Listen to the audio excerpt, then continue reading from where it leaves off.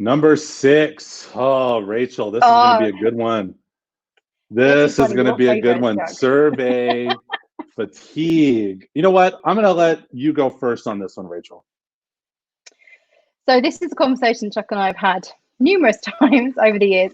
So there is this I'm just going to enjoy my beverage. Yeah, go for it. There's this mindset around survey fatigue in organizations, and that you can over survey people, and people get really tired of surveys, and very often they're tired of rubbish surveys. If you're encouraging people to have their say and give them a voice, if you're having a decent survey with decent questions, then people will make the time to answer it.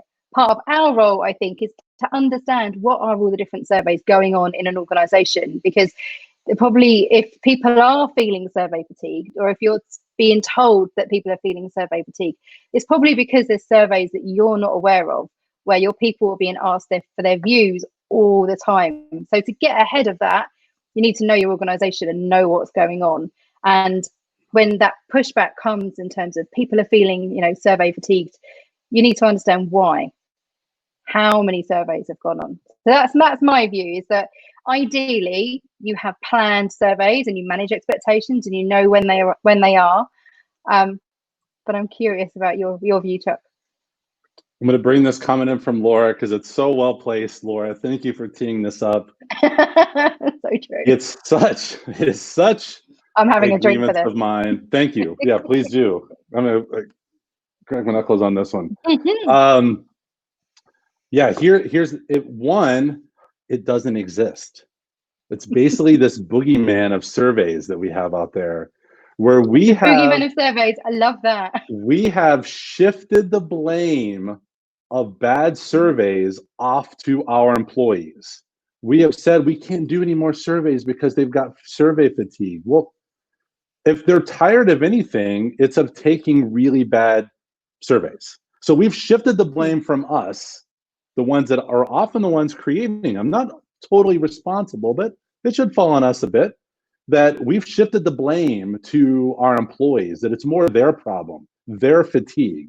It's not that we are creating really bad surveys out there, because what we see time and time again is when you ask people for feedback and they give their feedback, and then you say, this is what you told us, and then we deliver on that, and you go back and ask again, people are more than happy to do that. Yeah, here we go, Zane. If it's listened to and acted upon, they're happy to do it. So if they are fatigued, it's that they're tired of dealing with us in the process. It's not the surveys.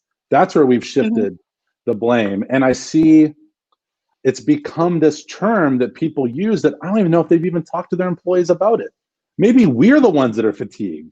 Maybe we're the ones tired of the process on it. But instead, we are shifting the blame to other people. So yeah, after students get missed, that's why I don't know what to do with them. There's all. Yeah, it should be. You said, so we did, or you said, so we're doing, and very often it's not. And you have to shoehorn an employee survey rolls around, and there's an annual one, and you're looking for the evidence. Where's the you said, so we've done? And if you don't have any evidence and you haven't taken the feedback seriously and acted on it, then yeah, funnily enough, people aren't going to want to fill in your survey, no matter how pretty it looks or what your win an iPad a day or whatever we're doing. People are tired of that. They are tired of that. And this one from Laura, I'm going to bring her in there. They are tired of taking surveys with no action. So again, that's on us for holding either us accountable, our leadership accountable for it. And I compare it to even in the consumer world. Every single flight, and pre-COVID, I was a pretty solid frequent flyer out there. Loyal Delta customer, love flying with Delta. I would get a survey after every flight to fill out, asking the same questions. Nothing's going to happen. No one's going to change anything based on my. If I have explicit feedback around them, I will find a way to give it. But that constant survey that I know nothing's going to happen. Generic? Were they too generic? Absolutely. What's wrong with them? Okay. Yeah, and so it would ask for. A lot of times I would ask for details that if I had known prior, like, tell us what you think of this, I would have taken notes Hmm. around it. But afterwards, like I don't remember people's names. I didn't think to You get that definitely would have individual's taken name. notes as well, bless you. I would have. You would have I done would that as have. well. You would. Yes. And you've done a good survey. Bless And I you. think That is Dan here just frustrating. jumped a shark with a short QQ survey. Well done. Well done, Love it. Dan, on that one. Why not? All right. Yeah. Survey fatigue. It'll probably be a constant debate, but maybe we can avoid it by creating great surveys, doing something with I feedback. think Laura's point there is a good one. We have to write good surveys, keep them short and Absolutely. sweet, limited to one topic. Love that. It is about the quality of the survey. If you have a quality survey where you're genuinely interested in people's views, you do something with it. It's not a tick box exercise. You're amplifying employee voice. Then hopefully people won't get tired of doing it, and we won't get tired of doing it either. And here's we always have an anonymous user. Maybe this is Alyssa again. Is this Alyssa maybe? Yeah. The focus group fatigue. I would love for an employee to have focus group fatigue, because that's where you get the good feedback. Like I would love for an employee to say, stop, I don't want to be a part of any more focus groups.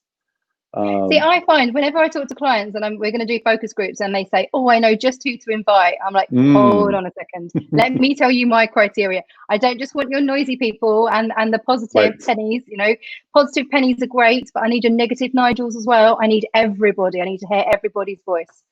But you do normally positive pennies and negative Nigels? Negative Nigels, yeah. But it's really important you have that mix. Because if not, if you've just got a room full of, people nodding and agreeing with what you're saying and everything's jolly and fine, you wouldn't be doing a focus group. You wouldn't be trying to get that qualitative feedback from people.